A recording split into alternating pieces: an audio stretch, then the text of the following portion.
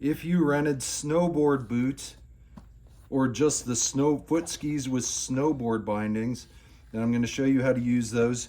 So what you're going to do is you're going to flip up the tab on the side of the snowboard binding right here, and that'll unlatch it and pull off. Same with the top, it'll just slide right off. Then what you're going to do is you're going to insert your boot.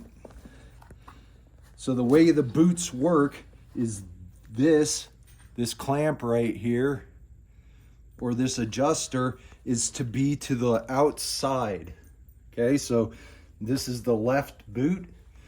So this clamp is to the left side of the left boot, and it's going to be to the right side of the right boot. So now you're going to just latch these up by sliding it into the ratchet and then ratchet it on until it's tight. And the second one, you're just going to do the exact same thing on the top. Ratchet it on until it's tight and you feel comfortable. To release it, you just pull up on these latches.